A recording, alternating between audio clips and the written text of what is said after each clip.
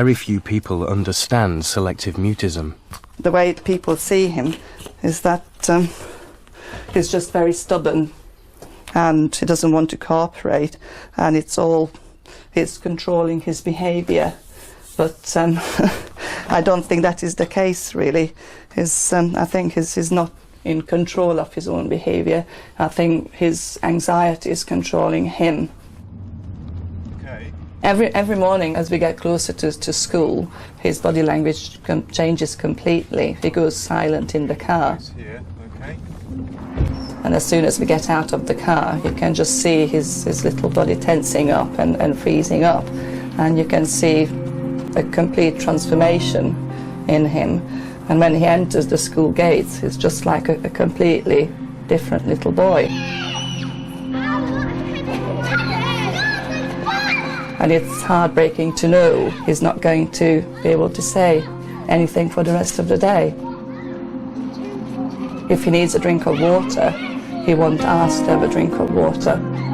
If he needs to go to the toilet, he won't put his hand up to ask to go. So we just worry every day how he muddles through each day.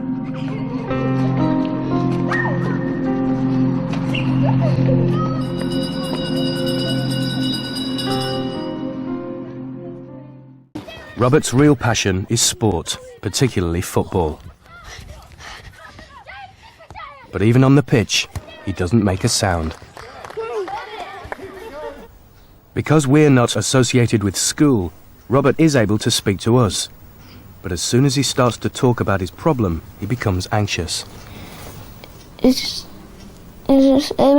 fun. I don't feel sad or anything. Okay. Is it difficult talking about it? Yeah, a bit. Why do you think that? Because makes you feel uncomfortable. Mm. And why do you feel uncomfortable about talking about it? It's because I don't usually like talking. Have any packed lunch? Robert's silence presents a real challenge for his teacher. Rob, school dinner? He will not talk to me. He never has uttered anything. So I try to give him the opportunity in my questioning in lessons where he can answer me. But in the end, I have to rephrase the question where basically he has to use his head for all the, for gesture and sort of nodding yes or no. Can we draw 59 and 119 centimetres on that piece of paper? Can we? No. What could we divide by? Write it down there, what you think we can make this to a scale. Have you ever heard him speak? Never. Not a word. Unless I only heard him laugh before, or sneeze, or cough. They're the only time he ever makes even a noise. He won't even say the shortest words like he, even, or even a. That's what your poster's going to go on. So, when I said we make things to stick on it, not the... He's not the boy everyone wants to be friends with, I wouldn't have thought, because they know they can only get a limited amount out of him. It's Robert's 10th birthday. And after 6 months on Prozac, his mum feels they have something to truly celebrate. This is going to be his first real birthday party.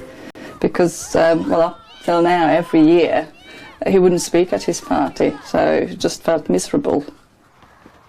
If anyone had said to me a year ago that on his 10th birthday, they'll be charging around with the boys like this, and shouting, and sort of being happy, well, I just wouldn't have believed it. He's become very, very sociable. He doesn't want to be on his own anymore. He's just a completely different little boy. Yes.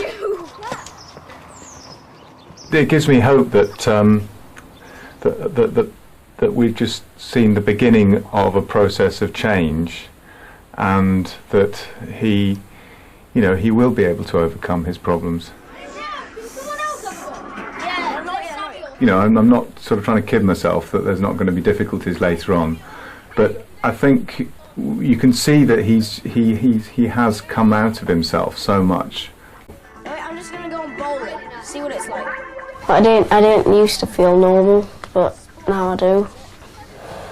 I think I feel a bit less lonely. So I used to only have like one friend, but now I've got loads, so feel popular.